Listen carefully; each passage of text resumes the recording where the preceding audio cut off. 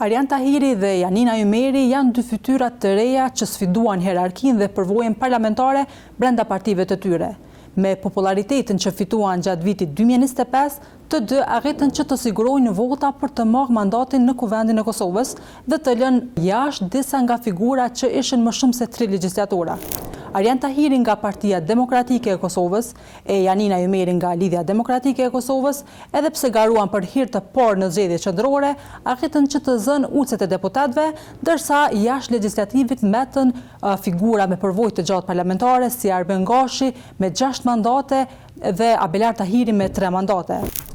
Arjan Tahiri mori mbi 70.000 vota, duke u renditur i dyti më i votuari i PDK-s, duke lënë pas me vota edhe sekretaren Vlora Qitaku e nënkryetarin Uran Ismaili. Populariteti që fitoi si kandidat për kryetar të Mitrovicës së Jugut dhe aktiviteti gjatë fushatës e vendosën të dyti në krye të listës brenda partisë.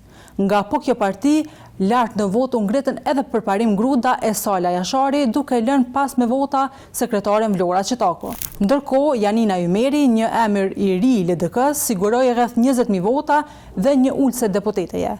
Pavarësisht se doli në skenën politike pak para fushatës, ajo la pas disa figura me përvojë të gjatë politike.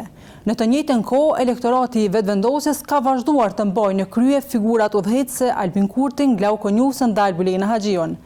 Njërisi është se disa prej fytyrave të reja si Alban Bajrami, Fatos Geci dhe Rufki Suma i kaluan ministrat në detyrë, Rozeta Hajdarin dhe Artane Rizvanollin, megjithse të dyja ruajtën ulcet në kuvend. Derisa Rozeta Hajdari mori mbi 19.000 vota, Alban Bajrami mori mbi 42.000 vota, kurse votuesit e Aleancës për Ardhmërinë e Kosovës e kanë dëshkuar me votë Lahi Ibrahimaj duke e lënë jashtë, por e kanë rikthyer Besnik Tahirin me mbi 15.000 vota më shumë se zgjedhjet e kaluara. Pas përfshirjes së votave me post, Lëvizja Vetëvendosje siguron 57 mandate, Partia Demokratike e Kosovës 23 mandate, Lidhja Demokratike e Kosovës 14, ndërsa Aleanca për Ardhmërinë e Kosovës 6, ndërsa 20 ulcet të tjera të cilat janë të garantuara për komunitetet jo shumicë, 9 prej tyre janë të fituara nga lista serbe, 1 nga Nenad Rashec, kurse 10 të tjerat janë nga komunitetet tjera jo shumicë jo serbe.